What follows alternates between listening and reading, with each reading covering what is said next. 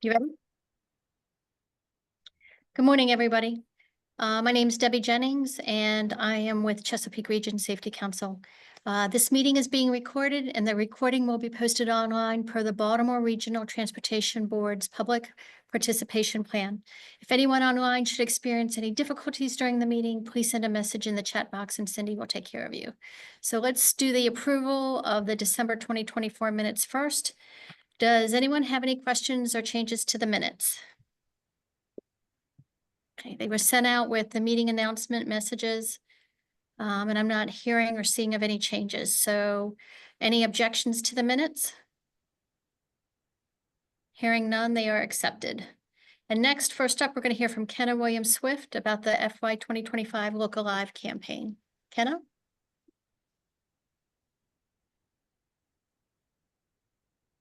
Hello, can you hear me? Hi. Yes.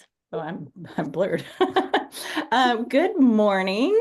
I'm just giving a quick update on what the Look Alive campaign has been up to for the last couple of months. I know we presented a full recap of all of the many activities we had going in the fall with Pedestrian Safety Month, and into the winter. So we've taken the last couple of months to talk with the individual jurisdictions. We had some workshops and planning calls with them to try and brainstorm ideas and gauge interest on different resources that the Look Alive campaign can um, can give or use to support the local jurisdiction's efforts on pedestrian and bicycle safety. And I guess I believe most of you have been in other meetings where we've described the campaign, but the Look Alive campaign is a pedestrian and bicycle safety educational campaign that targets all mode users, to give them safety tips on how to keep people walking and biking safe, to prevent crashes and injuries and fatalities that result from those crashes. And so we had a series of meetings with the local jurisdictions. They went really well. We had a really good response. And right now we're working with BMC to prioritize the budget to see what we can get. And we also, BMC submitted FY 26 grant. I think what we have on the docket for sure is we're going to be going out to Carroll County on April 12th for a teen driver safety event with our virtual reality challenge, which essentially is it's a convertible with a big screen TV and a virtual reality headset that has street footage of 3 kind of high risk scenarios that often result in crashes.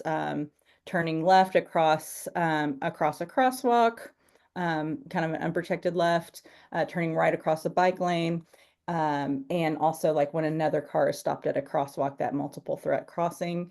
And it just really shows how easy it is to miss pedestrians and bicyclists in your blind spots, and also helps pedestrians know that maybe you can't always be seen when you think you are obviously visible.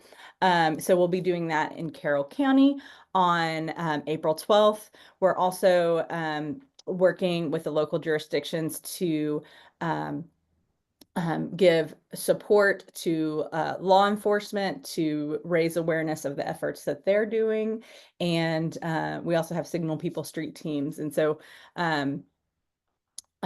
and we're working on some other resources that I hope to share with you later this year. So I think that's just a quick update on the work. We're really in the planning stages. Of course, we'll have our big push in September into October per usual this year as well. A quick question on that, Mhm. and it might be more of a Cindy question than you. Which counties actually have signal woman efforts beyond the city? We've had stuff in Baltimore County. They've given support for their law enforcement activations, their media press release support, as well as they've had the virtual reality challenge there. As she mentioned, we're going to go to Carroll County for a young driver event. The virtual reality challenge has been at Arundel Mills Mall before in Anne Arundel County. And the street teams during Pedestrian Safety Month in October were in Baltimore City, Baltimore County, Anne Arundel County, and Howard County. Okay, thank you. So nothing typically up in Hartford and nothing in Queen Anne's. Haven't had it yet Okay. in those two. We are talking to some of the folks up in Hartford. Queen Anne's is still trying to get some things worked out with their local SHSP, and getting signatures for the Safe Streets and Roads for All grant, which unfortunately is in a pause stage at the moment with them, beyond their control. But been having some more discussions up with Hartford County, and it's maybe even in like downtown Bel Air or Havre de Grace or Aberdeen. Okay, I'll actually tie that into something I'm doing later when we get to the open conversation. Okay. Yeah, So, and materials are available for anyone Right. to use. So we'd love to get them out far and wide. And we also do I think we do the entire region on like digital and stuff like that. Yeah, okay, and yeah, that wasn't even counting the digital and the right. advertisements and yeah. Okay, perfect. Thank you, Kenna. Yeah. Next, we're going to discuss two projects from local strategic highway safety plans. And that's, actually, I think I might have jumped ahead a little bit, Cindy, but you're up, right? Yeah, I just wanted a couple of minutes to tell folks, in case they haven't already been aware, and I'm sorry if there are black boxes on your screen. I am still learning Zoom after 3 years and what blocks our screen and what doesn't. I've mentioned a couple times at past meetings about this hyper-local campaign we're doing through the BRTB. We had $100,000 for this fiscal year to try to get some messaging out there that was more in neighborhood outlets and newspapers and print media and digital media and things like that to be a more comprehensive campaign as well. So one thing that we've done is we've had some in-house creative made from within our communications team, and these are just some examples on the screen for slow down and pedestrians share the road, things like that. We started out focusing on speeding and ped bike safety because those are such big issues region wide. And we are now looking into some impaired driving messaging. We also got a graphic design contractor to come up with some images, and we're engaging with the local transit services. So these are actually bus ads that have gone on the Howard, Annapolis, and Hartford County local transit vehicles for the next few months, and we're still reaching out to the rest of you. We want to get all 7 to have stuff on the local transit vehicles. And then just to give you a brief overview of what we do have out there so far, print and digital in some of these areas. Like I said, we have some transit vehicles in those 3 areas. Just got into Hartford's Heart. We have an upcoming, it's going to be a crossover between Bike to Work Week and our safety campaign with Be More Lifestyle on WBFF. So we'll let you know when that comes out. I am not going on camera. I hate to be on camera at the moment, but my colleague Charlene Mingus will be on camera talking about, like I said, both campaigns, the Bike to Work and safety, and she is our active transportation planner. And if you have other outlets you would like us to look into, like I said, we're still pursuing the other remaining lots agencies and some other local newspapers, because we know there's good saturation at the national level as well as the state level. And then obviously we have Look Alive coming out. So we're doing some different types of messaging to help complement all that. So that was Did my you couple did minutes. you mention Hartford TV? We weren't really doing TV spots. We Okay. were just sticking to static images on print and digital. This is our first year doing it, so we're hoping it turns out well and we can give them some good data for the BRTB to give us more money in the future, and then we could expand into more video and radio and TV spots. Okay. Thank you. And as I mentioned a little earlier, we're going to have two projects from local strategic highway safety plan teams. And first up is going to be Connor Jett from Howard County. He's going to talk about a recent team meeting at a crash site that served as a type of safety audit. Connor? Thank you, Debbie. Let me see, bear with me I'm going to share my actual presentation directly here. 1 second.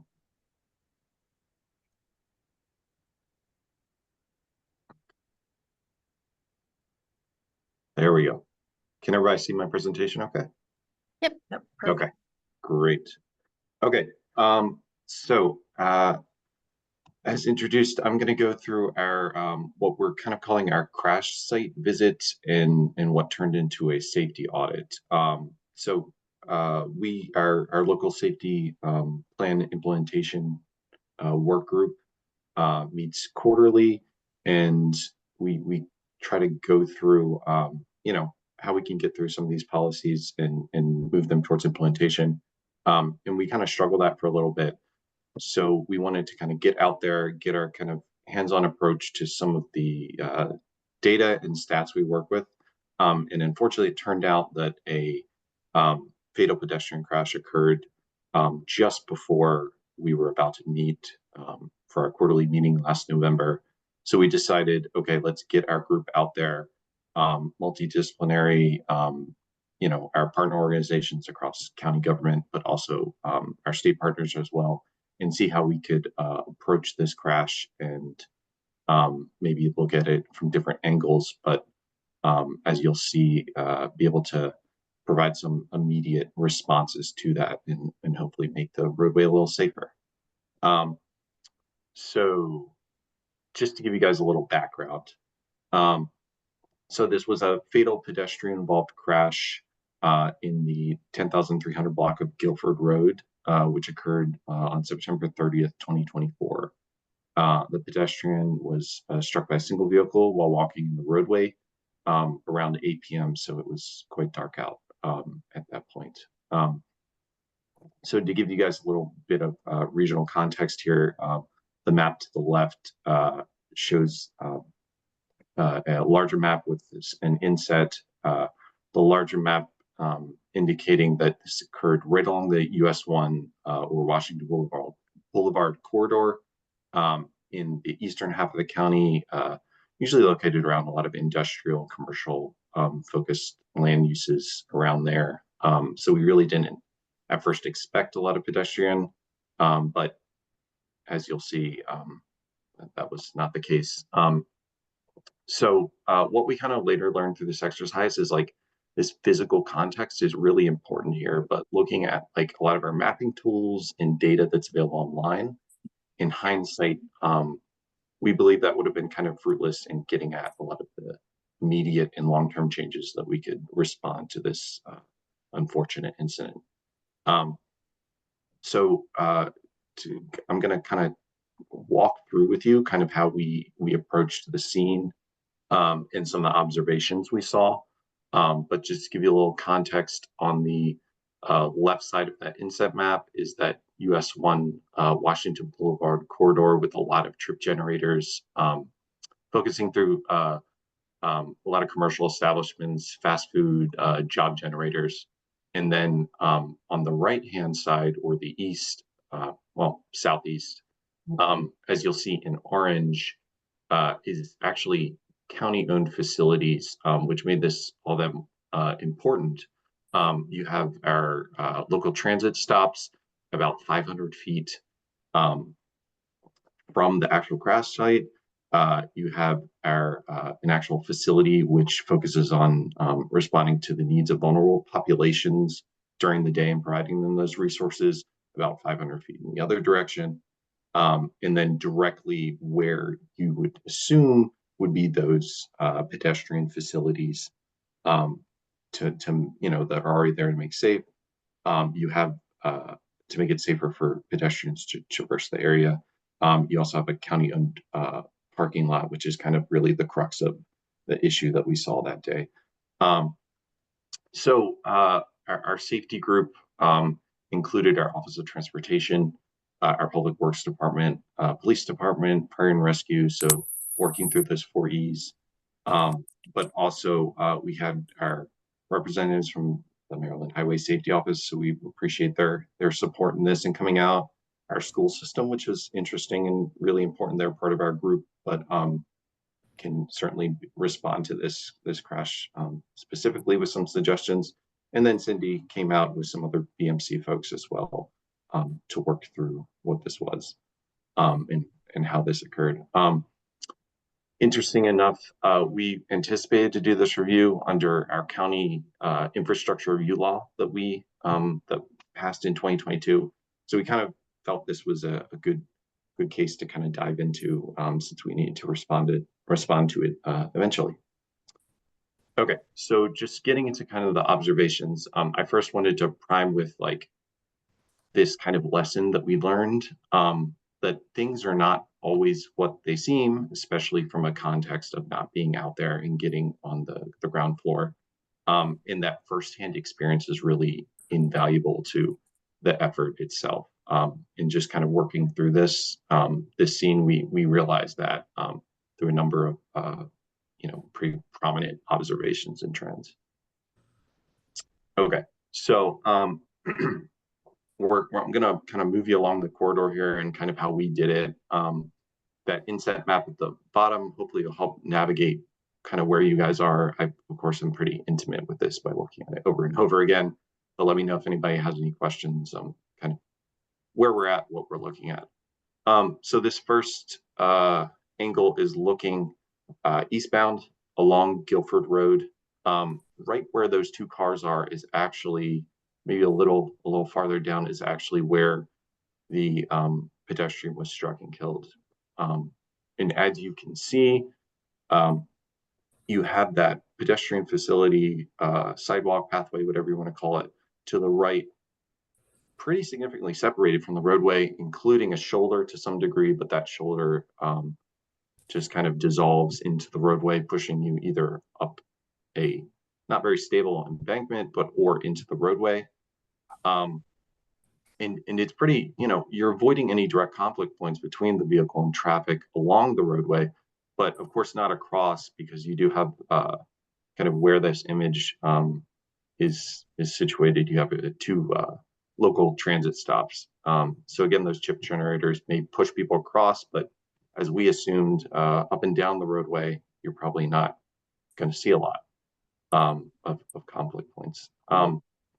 Then moving along, this is moving in front of that that county-owned parking lot, which actually serves this grassroots day center for those vulnerable populations. Anybody who needs support for if they're unhoused or any day support or resources. This is usually where the staff parks. But as you can see from this angle, that sidewalk or that pathway is now completely obscured from the roadway, and you have that shoulder of the roadway kind of opening back up, but showing us that it's not consistent and providing consistent facilities that somebody would need to use to safely traverse it. It narrows to where again you have to walk up that steep embankment, making it kind of inconsistent from this angle as well. So moving into that parking lot itself, what we didn't realize until we were out there, and what you can't really see from the satellite images or from the street view itself, is that the condition of the pathway itself really degrades into what is almost like dirt and gravel. So our work group saw the potential for like muddy, uneven surface that was certainly not ADA compliant, that could essentially what we would come to the conclusion, force people into the roadway itself, because we're not providing those adequate facilities. Were not being provided despite still being separated from traffic itself. And then flipping over to the other side of that parking lot, actually, there was a new sidewalk recently added on that side due to the request from folks who work for the Day Resource Center. But again, it's inadequate in design and construction, as you saw from this image that one of our members took. There's no actually separation between what you'd see in a normal parking lot, providing that ADA accessibility. This individual parked right in front of the sidewalk. So getting into that would be difficult and probably would have people think twice about actually going up there and using it. Additionally, there was no lighting. So in the dark, it would be hard to see. There's no marking. And again, being that it is staff use and a lot of overflow parking for this facility, I guess one could assume that it would feel private to some and maybe not something that is actually publicly owned and you could use it. And then just turning 90 degrees, looking east again towards that day center, you have this really steep grade combined with like a confusing like natural or lack of any signed wayfinding that you could see if somebody were to use this pathway itself. Actually, what was a little hard to see from this angle, again, this kind of demonstrates that pinch point of that natural shoulder of the roadway, and how you just get pushed right into that travel lane if you're walking along the roadway. But also, if you see down by the roadway, there's a sewer there, but there's also a strange curb cut by that sewer opening, which kind of pushes people or leads people to believe that there's a safe crossing there with a curb cut and a tactile pad there. That kind of pushes people into the roadway and not up that pathway, which is actually away from the traffic itself. And then as we look towards the east with the day center to the left there, I'm sorry, we're looking west now. You'll see that the sidewalk is actually really well maintained, brand new concrete, separated from the roadway with a parking lane buffer. And we even, but still, we even identified several individuals kind of as soon as they got to those point of those two orange pipes indicating some gas lines there, they stepped out into the roadway on the other side of the guardrail, amazingly. And despite that pathway continuing, as you saw, but in a worse state, which was incredibly surprising to us. So which kind of led to these general observations, which was pretty incredulous to us. So over 30 pedestrians and bicyclists during that 90-minute visit we observed moving along the roadway. So our initial assessment draws the conclusions that there was a lack of pedestrian activity. As you saw from like these images, we actually didn't purposefully or whatever was captured by chance see any people moving about along those facilities along the roadway, but being there for a little bit really gives you an understanding of what that's like and how an individual could be put in a dangerous situation because of the infrastructure there. So just because we didn't capture anybody walking doesn't mean that there aren't still people there. One woman that we actually talked to was using a cane for mobility as she walked along the pathway, and she actually admitted that she felt safer on the more stable roadway surface in traffic, essentially, than using the inadequate facility of the pathway that is separate from the roadway. And then of these individuals we saw or we observed that day, most seemed to be vulnerable population members who were traveling to and from the grassroots day center.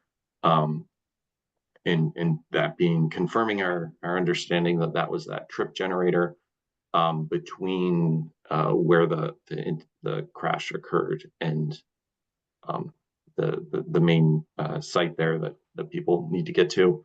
And again, just that confirmation that they would rather walk in that roadway rather using the pathway because of that poor maintenance or location, whatever it may be, is where our suggestions and our recommendations kind of led us towards that. So these recommendations and conclusions that came out of this, despite the dangers of the roadway, we concluded that the condition of the path again was a deterrent to using it as the safer option. And kind of being there in person really helped us gather this data and knowledge to make the correct recommendations that we'd otherwise wouldn't be able to make, and not be able to understand through other means and other, essentially what's data collection. So like our strategic implementation plan, we divided these recommendations focusing on the 4 E's of roadway safety. So engineering, education, enforcement, emergency response, and then looked at kind of developed a matrix in terms of immediate, short, and long-term actions.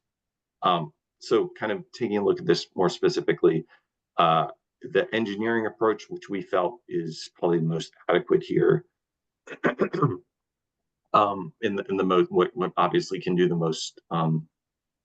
most good here, is really taking out the mid-block curb cuts, maybe diverting people towards that pathway to not force people into that roadway, exploring any warning signs, any type of changing of the behavior of those individuals, which of course is always difficult, and of course low-hanging fruit, immediately paving that gravel sections of the pathway, so you have a stable surface for people to use, and they're not forced into the roadway due to those means. Any wayfinding signs that could maybe, if there's certain confusion on where to get somewhere, trimming any trees to provide some visibility and safety is always helpful to some if they even don't know it's back there. I'm sure, as you saw from the images, seeing actually the pathway goes back from the roadway is actually really hard to discern. If you're at a certain angle, you don't even know it's there until you get farther back down the roadway where you first have to get to it. And then also being that we have my office of transportation has control over those bus routing changes, working on where those where we can, I guess, entice people to go, and where those trip generators are, where they're located, and maybe that could be changed in some way, and then doing a deeper analysis of historical crash data. And then short term, actually looking at changing those stop locations is something that's something we're looking at itself. I have somebody I need. Adding lighting to that parking lot was a parallel effort by other folks. So that's we identify that as short term. And then also, which is really exciting, adding a new sidewalk and roadway improvements and improving that curb line, so we can add some adequate pedestrian facilities along essentially right where individuals were naturally walking. That's moving forward through our effort through our public works department, which we're really excited we could get. And then even long term, there's a larger capital project to implement our complete streets policy along that stretch of road, and focusing on that in the long term as soon as we can get funding for that. And then second, we felt like the recommendations and subsequent actions that focused on the education portion of it would be most beneficial due to kind of curbing that behavior of some folks. And we appreciate our state resources, the Maryland Highway Safety Office, but also SHA for providing us with some materials for this, in doing some of this outreach and preparing that, working with our Community Resources Division and Howard County and reaching out to those individuals themselves. Also, working through any type of signage that we could curb behavior at that, or maybe just warn people from the resource center that the current pathway and parking lot is there and they're able to use that and not be putting themselves in harm's way in traffic. And then interestingly, calling back to that school system response, there's a depot for the school system buses right there, and just making them aware that, we can directly reach out to them and focus on pedestrians along the roadway there. And interesting enough, our office wanted to reach out and see if we can focus. Our Office of Transportation, myself and my colleagues, want to reach out and see if we could develop some sort of survey and conduct some direct outreach with some of those road users in the area to try to understand this. And then finally, more of a responsive to the crash itself instead of preemptive or looking at long-term effects, but evaluating speed. We did see some speed along the roadway, which will probably be helped by that long-term Complete Streets capital project. And then looking at immediately, we wanted to see just the response from our emergency and see if that individual, how that factored into the unfortunate fatality. So the lessons learned from this, I think, I'll give you 3 out of this. So 1, have a solid plan going into it, but kind of plan for the unexpected, which I know that's kind of sounds silly. But what we kind of learned is like environmental conditions when you're out gathering this data, which essentially that's what I like to think it as in doing like a road safety audit or crash review. The environmental conditions kind of makes it hard to communicate effectively in a group of 12 plus people. I mean, we were out there and it was windy and cold and loud with traffic. I mean, if you're focusing on a site which probably has a crash, probably has high speeds, increase in traffic, well-traveled road, that's going to be hard to just kind of communicate out there with just a group of people. And also we weren't expecting to be able to accurately communicate background info throughout it. That may, there's some lessons that we're going to take through our next one. But making sure everybody's on the same page.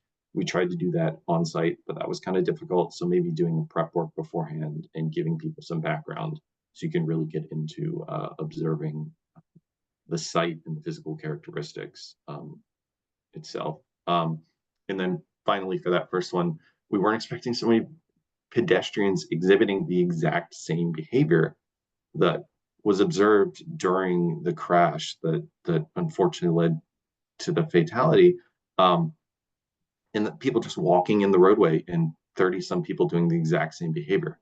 So that kind of surprised us, but also shifted our understanding of how we can respond to this and something that we want to known ahead of time.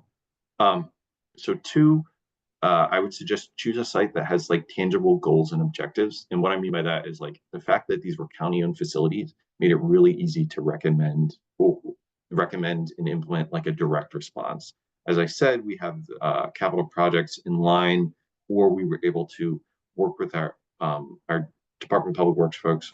Were able to work with us and see how we can create direct infrastructure improvements. This is really helpful if the fact that we owned these facilities and can work directly with them instead of other stakeholders, which would of course delay the project significantly.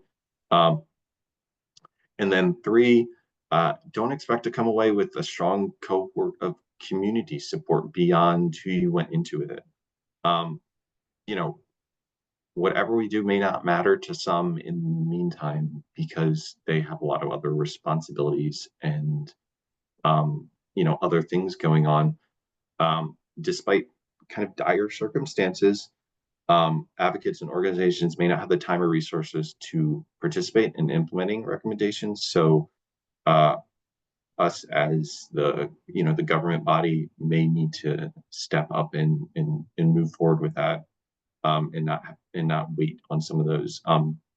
Unfortunately, like I said, we reached out to the resource center itself. We haven't been able to connect with them and really work on some of these educational components and outreach components that we think would really be helpful in just not only telling them about where we can, what I guess what the hazards that are out there, but also the project that's kind of coming and how we're moving towards this and how we're kind of responding to that. And unfortunately, that's just the case, and we kind of expected something else, but that's pretty much what we what we're going to get out of it. So anyway, hopefully I didn't take up too much of your time here, guys, but let me know if you have any questions. So first of all, I want to say thank you. That was a great presentation and a solid example of collaboration between the partners and you bringing, strong data behind you as far as what the issues are. Cindy, I can't see the questions. Do you have any? There aren't any in the chat yet, but we do have one hand up from Jay. You can go ahead and unmute Jay. And Oh, thank you, Cindy.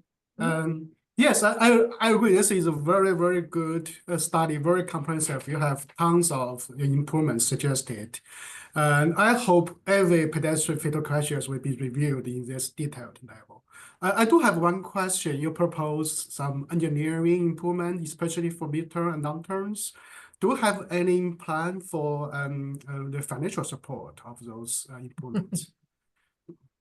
Thanks. Yeah, that's a great question. So in the immediate term, we were able to leverage some additional funding that we had on hand to make the essentially improve those sidewalk improvements that were degrading, but also move them closer to the roadway where you can see in their essentially within that right of way, so we don't have any of those permitting hindrances or working with those outside parties.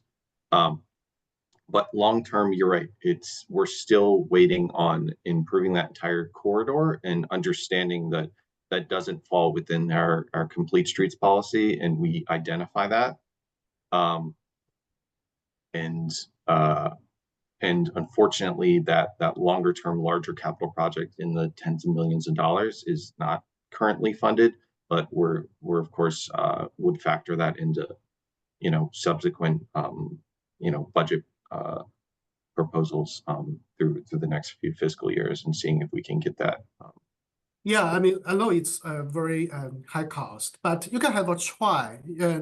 State Highway is currently managing the federal funding source called HSAP. Probably heard about that. Mm-hmm. So now we are in the application window.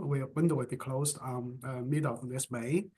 You can, I think, do you know Abdul in your county, Abdul Barry? He applied for HSAP about 2 years ago. So Okay. maybe you can talk with him, see, if you can prepare some application. So, I can guarantee will be approved, but definitely will be some chance to get some financial support for midterm or long-term improvement for this group. Sure. Yeah. No, thank you for suggesting that. And one thing I did I can kind of make the connection here is the Howard County was approved for a safe streets for all federal grants this past year along the US 1 corridor. And kind of working through that right now and what that would look like for those planning and demonstration, those quick build. I'm not sure that this would be a candidate for that, but it's one of the reasons why we looked at this. I mean, it's this US 1 is part of our high injury network for the county. something that we see as a priority from um, a transportation perspective generally within the county, but also through our safety efforts. So that's not lost on us as well, and see if we can leverage some of those funds as well would be interesting. But yeah, thank you for that suggestion. No problem. Thank you. There was a question from our partner Fritzen in Baltimore County asking what initiated this audit? A couple different things kind of converged. One being, I don't know if it was kind of an aside comment, that there was some lighting request for that actual parking lot there and improving that to some degree, which came up through the county, and that kind of put that on our radar of like, okay, here's this facility that's here, and then of course us trying to keep track of all the fatalities on our roadway, and you know, we like I said, we do have to do our public works department does a infrastructure review of all our fatal crashes in the county, especially our vulnerable road users. So that we were going to look at this anyway, and it kind of just felt right to kind of get out there and look at this through a multidisciplinary approach and seeing how we can kind of, you know, look at this from a couple different angles. But yeah, so two things. One being that request, and the other being looking at our CB 57 infrastructure reviews, what they're called. Well, and I was just going to add, having been out there, it was interesting to hear not just observations from the different partners, but their potential solutions.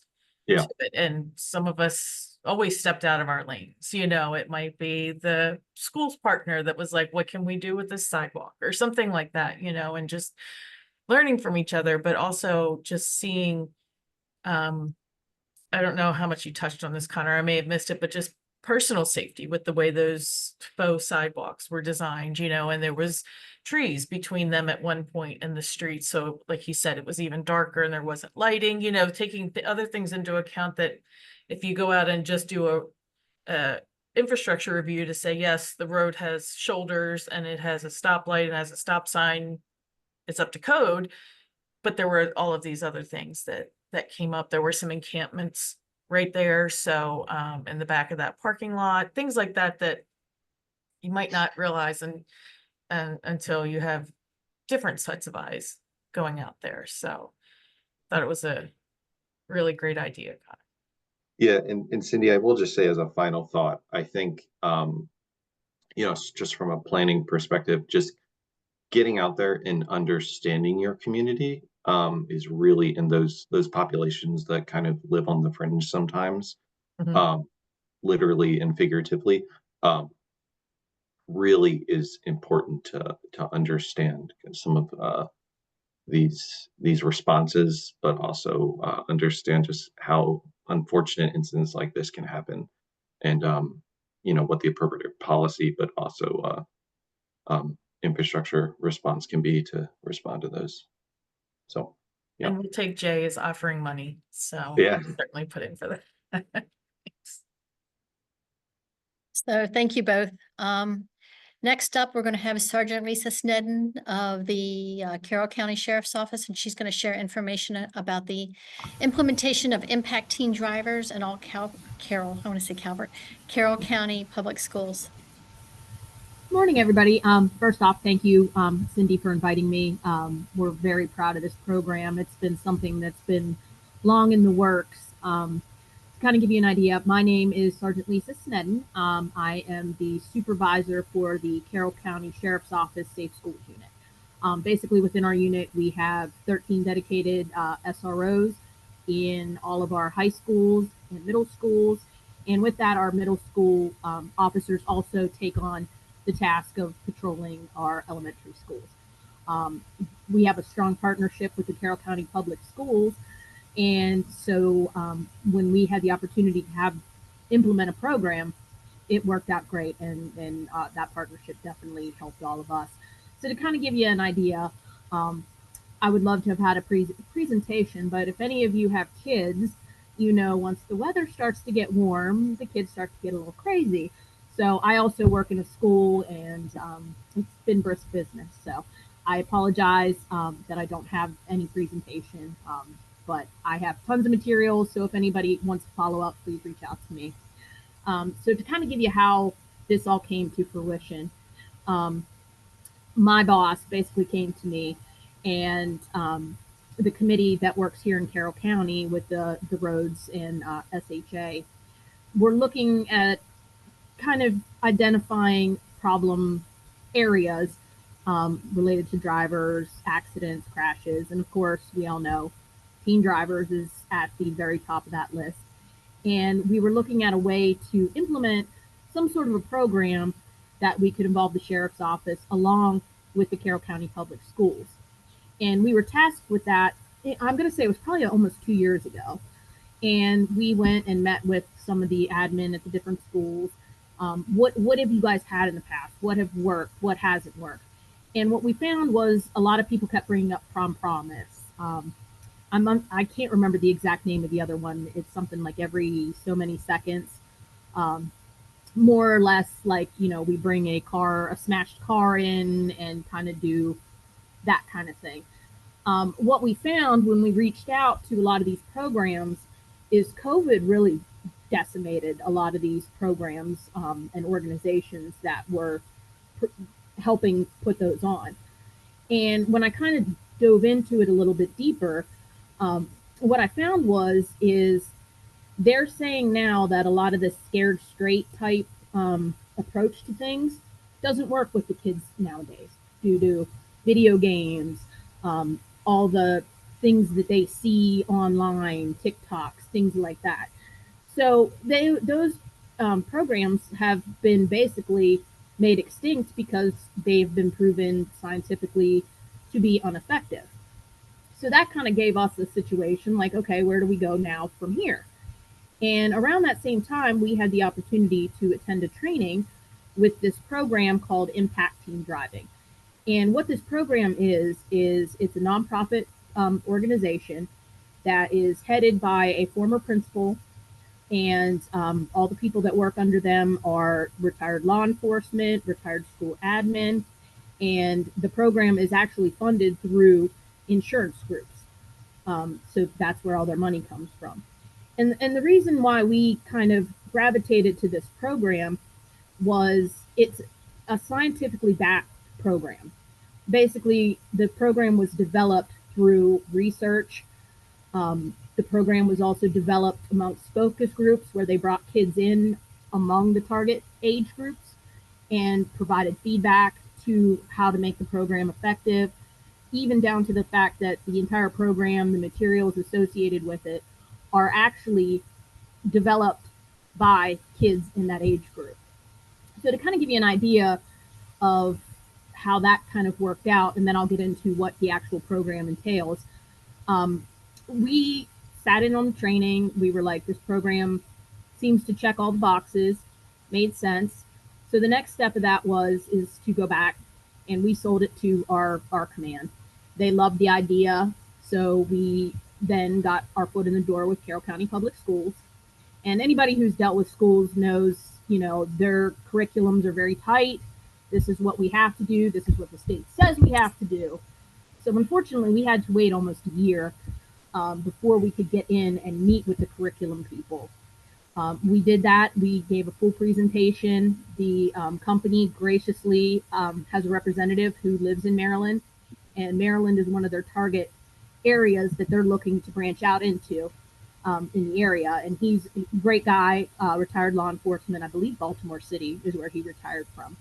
He came up, gave the full presentation, explained everything, and the teachers then said, okay, well, we like this idea. This is a great idea. There's definitely a huge need for this because a lot of the programs have gone by the wayside. Driver's ed internally within schools kind of has gone along the wayside. So they were definitely interested. But of course, you know, there's always that slight hesitation, like, well, let's see how it works, whatnot. So what we did is we got approved this year to actually have the program be implemented in our Health 3 classes curriculum. And this is kind of a test to kind of see how things progress, how teachers feel, how the SROs integrate into that. And for us, it was very important to have the SROs be involved, because in any incident where you have a crash, somebody gets pulled over, it's going to be somebody like me that comes up to your window or is going to be talking to you. So it was very important for us to have that connection with the SROs being involved in teaching the program. So we did get that started, and this has been our first year so far this school year, and we're hoping to get some feedback to kind of give you a little bit of a basis of what the program consists of. It is, what do you consider lethal? And basically it's taking the opening remarks are, what are kind of things that you think are lethal? And of course, kids are going to say guns. Well, are guns lethal, or are the people using the guns lethal? And it kind of takes that kind of spin, basically implementing that the choices you make while you're behind the wheel makes a car lethal, makes a car deadly.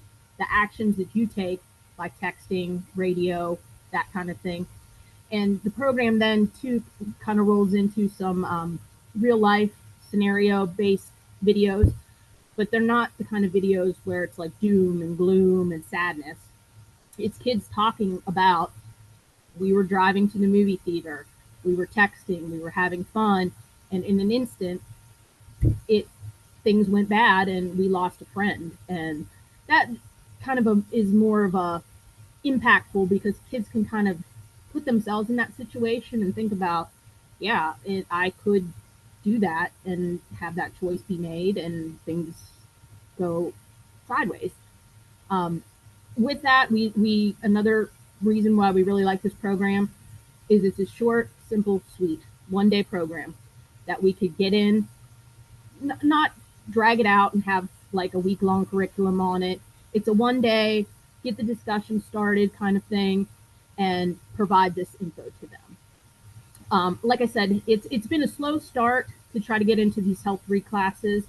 And of course, any program is always going to have hiccups and things like that. And some of the ones that we've seen is not all the teachers who teach Health 3 got trained. So we've kind of had to improvise on the program. So we haven't been able to get into a lot of the schools because of long-term subs, things like that, which again is not detrimental to the program, but it's raised some challenges. But we trained all of our folks. The representative came from the company, came up, spent an entire day with our SROs, trained everybody. Same thing with the schools. They came up separately, trained all of them. And so far, the feedback we've gotten has been super positive. The teachers like the ease of the program. They like the message of the program. They like having the SROs come in and kind of teach it. But then also the discussions, the side discussions kind of start to get in, and things get talked about, like what if this happens? What are the repercussions? So it kind of bridges that gap as well between law enforcement and what we do and the decisions that kids are making. So with that being said, our plans moving forward, after the end of this year, we're going to roundtable back with Carroll County Public Schools, talk about what worked, what didn't work, and what we're hoping to do is to expand that within the high schools to a couple more classes. So that way we reach a bigger targeted audience and focus on that specific age group. Then long term, after this year, and once we kind of get the high schools taking into account, they also offer a middle school program that kind of prepares kids to eventually get to that level, and also about how to be a good passenger, like how to not distract mom while mom's driving. And then it goes a step further with another one that we hope, this is wishful thinking, it's probably a couple years down the road, is an elementary school version as well that kind of teaches kids car safety, walking, that kind of thing. And there's even a parent block too that could potentially be offered. that we're kind of looking at and hopefully moving that direction. But right now, our target is to get this into every single high school and multiple health classes within the curriculum. So that's pretty much all I have. It's a great program. The magic word free. It's free. It's completely free. And they provide all of the training, all of the materials. The only associated costs are they have cool t-shirts. And I wish I would have brought it today. But on the t-shirt is dots of causes of death. And the dots that make up traffic fatalities, when you turn the lights off, glow in a skull. And so it's a really cool t-shirt. Um, uh, Carroll County Public Schools opted to not use those.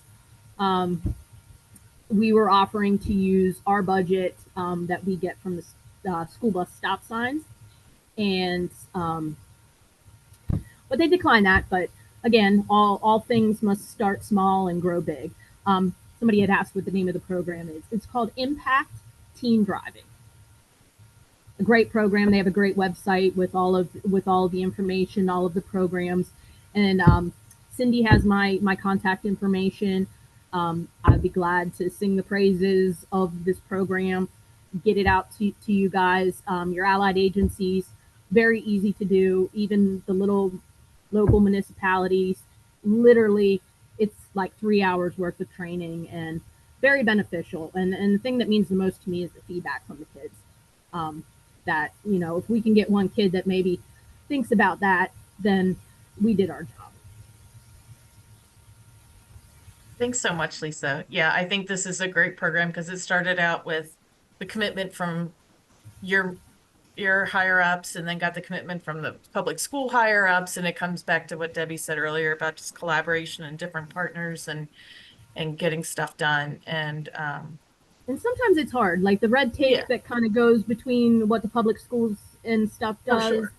Yeah, and luckily we have a great working relationship with the Carroll County Public Schools. They support us in all of what we do, and likewise, and that's been huge for us. Is that relationship. Well, and I don't see any other questions in the chat, so I'm going to throw a big softball up to Debbie here and say that she also has a program that would be free for you guys that has that positive educational spin on it when it comes to things like mock crashes and stuff and goes beyond it. So maybe there's even a way to yeah, absolutely. Carroll County Public together. Schools, like I said, has been great, and they're open to wanting to push. We've unfortunately had a couple of student fatalities this year, and definitely the focus gets put on that. So that's definitely.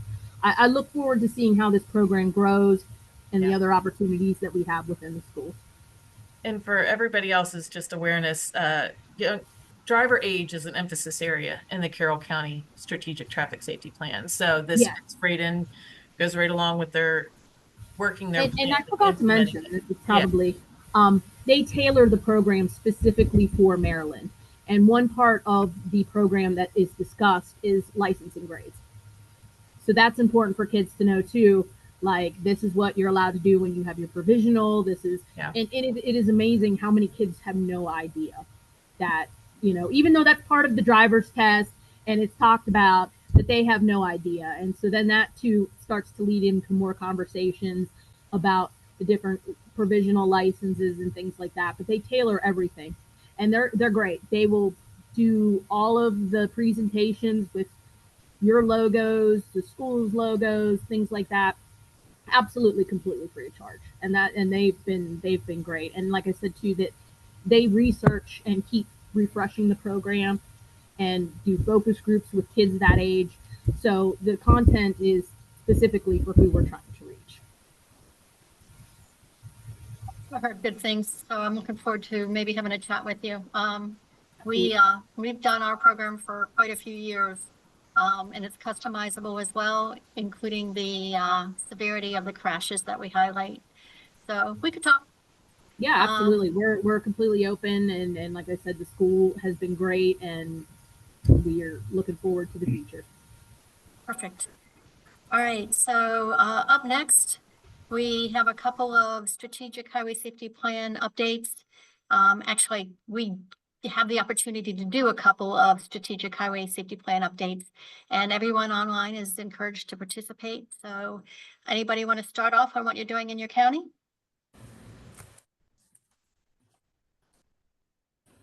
Don't be quiet. I say I'll just start bragging on them if they don't speak up. I see some of them on.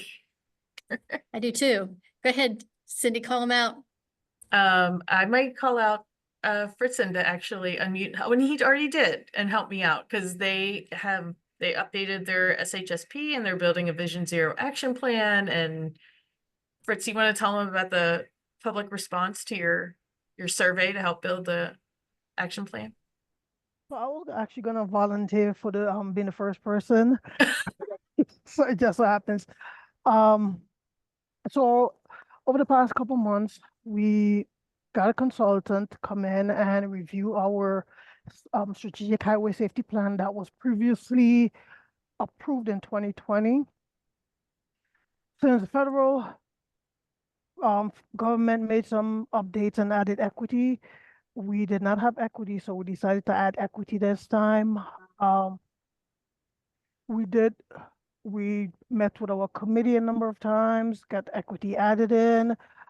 We started looking at our crash data. We did a little analysis, a little different from when it was originally done, where we separated out the COVID years, since most SHSPs removed the crashes occurred since it was abnormal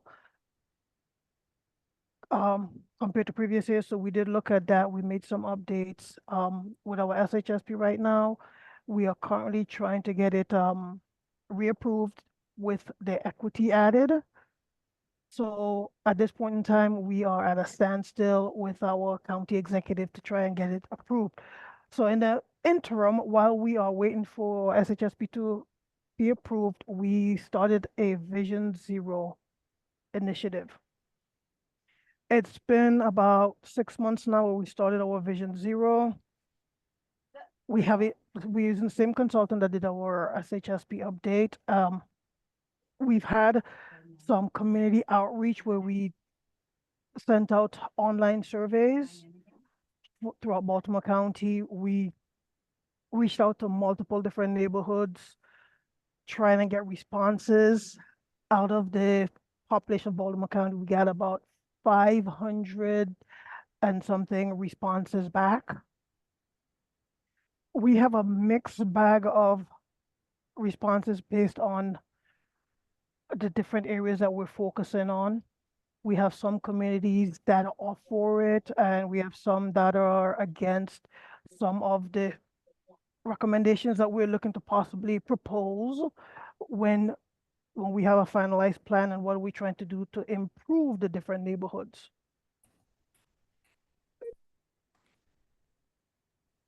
Yeah, it was great feedback coming in from that, and it actually lines up with some of our state folks, because of course some of Correct. it's going to be on state roads, so it actually lines up with some of the VRU locations and PSEP locations. So it all comes back to collaboration today. Looking at Deb's video.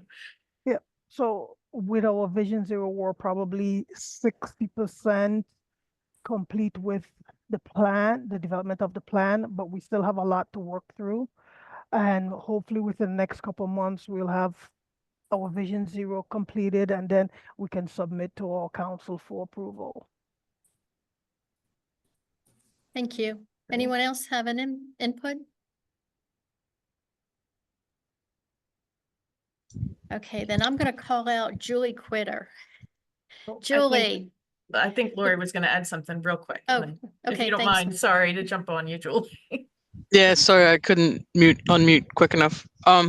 Just real quick, we will be doing another young driver safety program in October. It'll be 10, 25, 25. So at least that makes it easy to remember for me at Newtown High School. So we'll be on the west side. I don't have the flyers done yet. But just to put that out there, if everybody wants to save the date, or if anyone wants to participate that I haven't heard from yet, you can reach out to me, and always looking for more help. And actually, we had Impact Team Drivers at the one last year, so I am familiar with that organization. So Thank you for giving me that name though. So I thought that's what you said, but I just want to double check. Thanks, Lori. You said 10, 25, 25? Yes, and it's open to anybody, no resident requirement, no age requirement. So hopefully we can get the flyers out. I'm working on that this week, hopefully. And any other jurisdictions are welcome to come. The more the merrier for this. Got really good feedback on October's. So hopefully trying to make it a little bigger, better this year. See how that goes. Nice. Okay. Lori, once you get the flyer, finalized, can you send it out to us so that we can put it on our social media, pages so that we can help, promote it also? Yep, I will be sending it to everyone I have an email for, so they'll get out there. Okay. Thanks, Lori. Julie, any highway safety office updates? Sure. Good morning, everybody. Julie Clutter at the Maryland Highway Safety Office. So we have our Highway Safety Summit, which will be held on April 29th at the Hilton BWI. And you can just go to zerodeathsmd.gov to sign up and register for our free summit. We also have a lot of community engagement events going on. We were just at Be More Healthy Expo with our spin art bike. And we will actually be at the Mount Airy Safety Day for teens in Carroll County on April 12th as well. We'll be in Carroll County on Monday at the community college for their expo for alcohol awareness. And in the central region, we're going to be, we'll be participating a lot with our spin art bike. We're going to be at the Ellicott City Spring Fest in April, as well as we'll be in Montgomery County for the Town Hall Safety Day. And we'll be doing car fit for our older drivers throughout the state. And I think that's it. I know everybody is busy this time of year, but I can remember my days with the highway safety office in April and October seem to be the busiest. So I know you're bracing yourself for a busy spring, Julie. It sounds like it from what you just told us. Anybody else have any updates? Any questions for any of our speakers? All right, let's move on to new business. 2025 meeting dates. Next one's going to be Wednesday, June 11th, and then Wednesdays, September 10th and December 10th. And any new business for anybody else to discuss or bring up? Did you have something you wanted to share, Deb? You mentioned earlier. Oh, yeah. So we've got mock crashes coming up in Howard and Harford County. Harford County is C. Milton Wright, and Howard County is Mount Hebron. And I'll contact the highway safety partners in that area. We're going to try to, as we always do, bring in high crash locations or behaviors of concern. The schools are going to give us the behaviors they want highlighted in the crash scenario and the severity of the crash. And we'll bring in local partners to handle the scenes, including all of the emergency responders. And then the crash scenes will be reconstructed in the auditorium, and how the lives of those particular students that portrayed the victims and the at-fault driver will be changed, how their lives changed will be discussed, whether it's employment opportunities or licensure, social status among their peers, all of that will be brought into the scenario. And we also have, for both of those scenarios, we're very fortunate.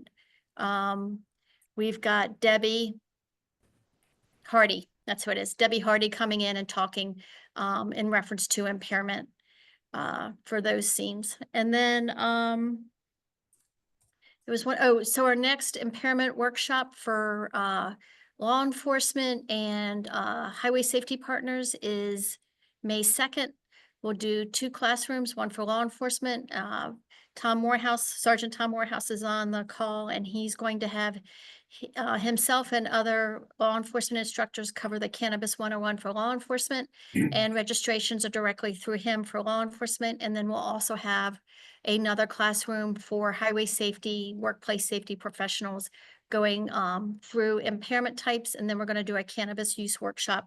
Law enforcement knows that process as a green lab.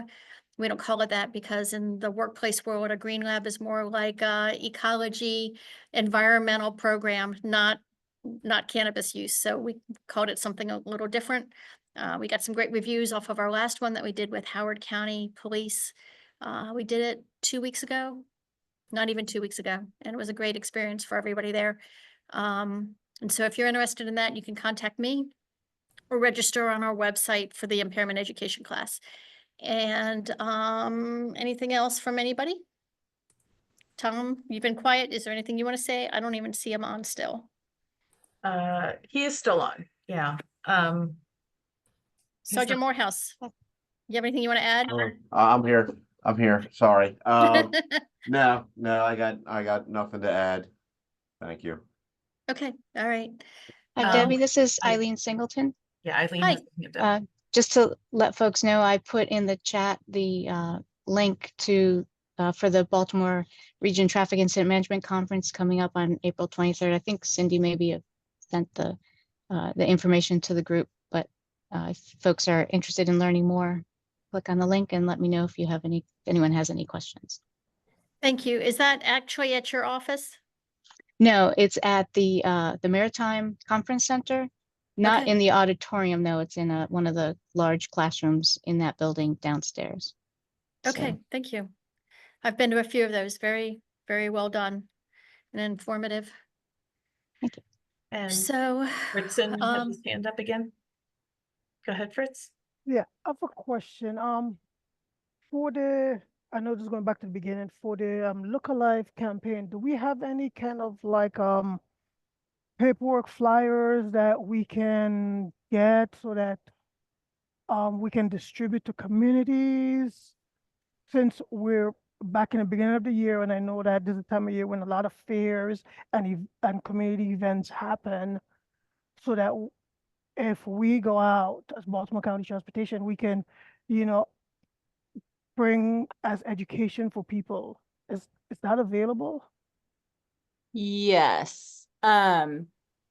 If we have trifolds that we can share that have tips for drivers, pedestrians, and cyclists, like a little trifold. Is that something? And then we're also working on maybe some other kind of tabletop event materials that are interactive, but those aren't quite ready yet. But we could talk about. I'd have to check our inventory, but how many you might need, and see if we need to print more or can send you some. So And we can look around here and we can check at the highway safety office too, see if Yeah. they have any left. We put them in a few different places, Fritz, a Yeah, couple years ago, Okay. so we can all. Right, because I'm just thinking, this time of year, weather's getting warm, a lot of fairs and events are happening. yeah. This would be the No, best great idea. time to reach out to communities that we don't normally reach out to. Right. And we have them in English on one side, Spanish on the other. So let's Okay. get your information and like what kind of quantities you'd be looking at, and we can see what we can track down for you. Okay, sounds good. does anybody else have any other business to discuss? Okay, hearing none, we'll adjourn for today and we'll see you on Wednesday, June 11th at 10 o'clock. And as always, if you know of somebody that should be on these meetings, please let Cindy know and she can send them an invite. Well, take care and have a good day. Bye, everyone. Thank you. And I'm going to send out a message later this afternoon with the links from the chat. So we all have them in front of us. So, Thanks, Cindy. Everyone. bye. Okay, Bye. take care.